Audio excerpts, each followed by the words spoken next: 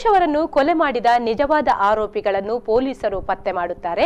ಯಾವುದೇ ರೀತಿಯಲ್ಲಿ ಅನ್ಯಾಯದ ಕೊಲೆ ಸಮರ್ಥಿಸಲು ಸಾಧ್ಯವಿಲ್ಲ ಎಂದು ಸಚಿವ ಯುಟಿ ಖಾದರ್ ಹೇಳಿದ್ದಾರೆ.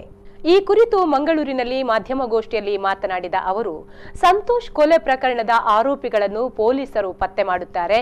ಬಿಜೆಪಿ ನಾಯಕರು ಕೊಲೆಯಾದ ಶವವನ್ನು ಮುಂದಿಟ್ಟು ರಾಜಕೀಯ ಮಾಡುವುದು ಶೋಭೆಯಲ್ಲ ಎಂದು ಹೇಳಿದರು. ಪ್ರತಿ ಸಲ ಕೂಡ ಅದನ್ನೇ ಕೊಲೆಯಾದ ಶವವನ್ನು ಮುಂದಿಟ್ಕೊಂಡು ರಾಜಕೀಯ ಮಾಡೋದು ಮಾತ್ರ ಅದು ಯಾವ ರಾಜಕೀಯ ಪಕ್ಷ ಕೂಡ ಶೋಭೆ ಅಲ್ಲ.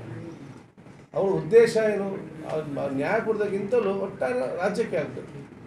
ಪ್ರತಿಯೊಂದರಲ್ಲೂ ಕೂಡ ಇವತ್ತು ನಿಮ್ಮ ರೆಸ್ಪಾನ್ಸ್ ಹಾಗೆ ಇದೆ. ಹೋಮ್ ಮಿನಿಸ್ಟರ್ ಹಂಗೆ ಮತ್ತೆ ನಗಣ್ಯ ಮಾಡ್ದಂಗೆ ಆಯ್ತಲ್ಲ, ಅದು ಸಾವಿಗೆ ಯಾರು ಕೂಡ ಸಮರ್ಥನೆ ಮಾಡಲಿಕ್ಕೆ ಯಾವುದೇ ಇರಲಿ, ಸ್ಕ್ರೂ ಡ್ರೈವರ್ ಇಂದ ಮಾಡಿದೆ ಹಾಗೆ ಅಂತ ಯಾವುದೇ ಮಾಡಲಿಕ್ಕೆ ಯಾವುದು ನೋಡಿ, ಅದು ಹೋಮ್ ಮಿನಿಸ್ಟರ್ ಆಗಿ ಅವ್ರ ವಿಷಯ ಹೇಳಿರ್ಬೋದು.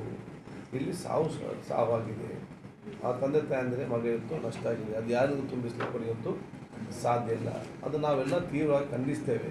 ಮತ್ತು ಇದರಿಂದ ಇಂಥ ಕಿರಿಕಿರಿಯಲ್ಲಿ ಅದರಿಂದ ಯಾರು ಕೊಲೆ ಗುರುತಿದ್ದಾರೆ ಅವ್ರಿಗೆ ಶಿಕ್ಷೆ ಆಗಲಿ ಅಂತೇಳಿ ಪ್ರತಿಯೊಬ್ಬರು ಕೂಡ ಇವತ್ತು ಅದನ್ನೇ ರಾಜ್ಯಕ್ಕೆ ಮಾಡಿಕೊಂಡು ಹೋಗುವುದು ಇವತ್ತು ಸರಿಯಲ್ಲ.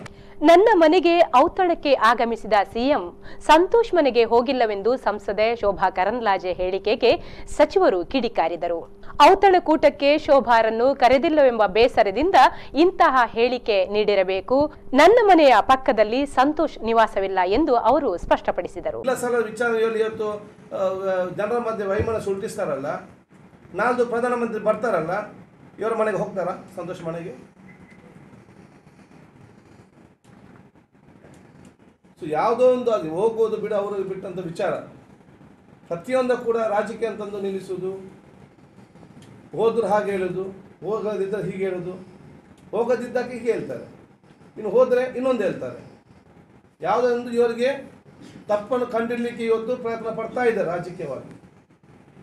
ಅದು ನನ್ನ ಮನೆ ಪಕ್ಕದಲ್ಲಿರೋದು ಶ್ಯಾಮ್ ಪ್ರಕಾಶ್ ಪಟೇಲ್ ಅವರ ಮನೆ, ಅದರ ಹಿಂದಿನ ಮನೆ ಜಡ್ಜ್ಗಳ ಮನೆ, ನನ್ನಿಂದ 2 ಕಿಲೋಮೀಟರ್ ದೂರದಲ್ಲಿದೆ. ಮಾಧ್ಯಮ ಮಿತ್ರರಿಗೆ, ಜನಸಾಮಾನ್ಯರಿಗೆ ತಪ್ಪು ಸಂದೇಶವನ್ನು ಕೊಡುವಂಥ ಕೆಲಸ